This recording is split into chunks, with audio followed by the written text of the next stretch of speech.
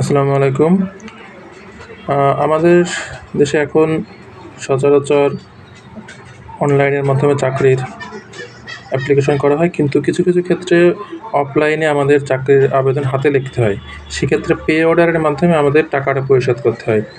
১ম এ আমাদের যদি আ আবেদন করতে হয় তাহলে ১ম এ আমাদের এভাবে লিখতে হবে তারিখসহ যেখানে আবেদন করব সেখানে, তারপর জনাব বিনীত নিবেদন এই যেভাবে করে আমার কিছু ডিটেইলস এখানে লিখব। তারপর আমাদের শিক্ষাগত যোগ্যতাটা আমরা সুন্দরভাবে এখানে লিখে দেব। দেওয়ার পরে কি আমরা সংযুক্ত করতে চাচ্ছি ওখানে সেইটা আমরা সংযুক্তির ওখানে লিখে দেব সংযুক্তি হিসাবে। এরপর আমরা আসবো পরের পেজে। পরের পেজে আমরা দেব এসএসসির সার্টিফিকেট, তারপরে এসএসসির মার্কশিট। এরপরে আমরা যাব হচ্ছে ইন্টারের সার্টিফিকেট।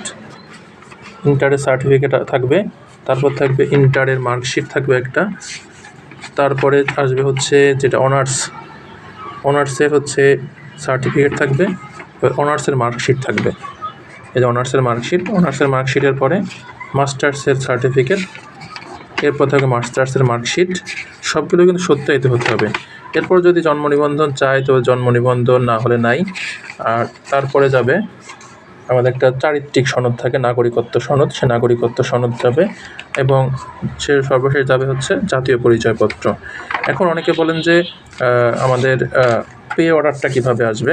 পে অর্ডারটা সচরাচর আমরা যখন ব্যাংকে যাব, ব্যাংকে যাওয়ার পরে আমরা যদি ব্যাংকে যেয়ে বলি যে একটা পে অর্ডার দরকার, তো তখন আমাদের ওখান থেকে একটা পে অর্ডার দেবে। আমরা যদি ৫০০ টাকার পে অর্ডার করতে চাই তাহলে ৫২৩ টাকা আমরা ব্যাংকে জমা দেবো।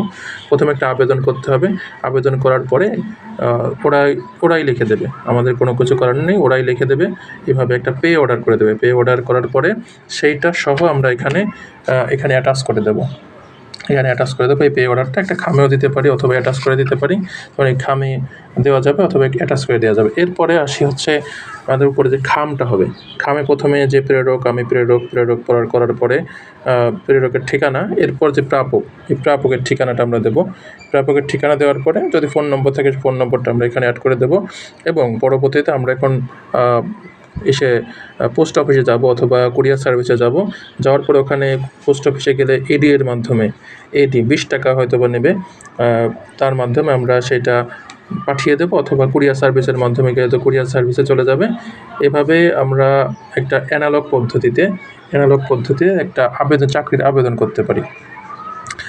তবে এখন বেশিরভাগ ক্ষেত্রেই আমরা দেখতে পাই যে অনলাইনে চাকরির আবেদন, কিন্তু কিছু কিছু ক্ষেত্রে আমাদের এখনও অফলাইনে এভাবে ব্যাংকে লাইন দিয়ে তারপরে পে অর্ডারটা বের করে, পে স্লিপটা বের করে তারপরে আমাদের আবেদন করতে হয়।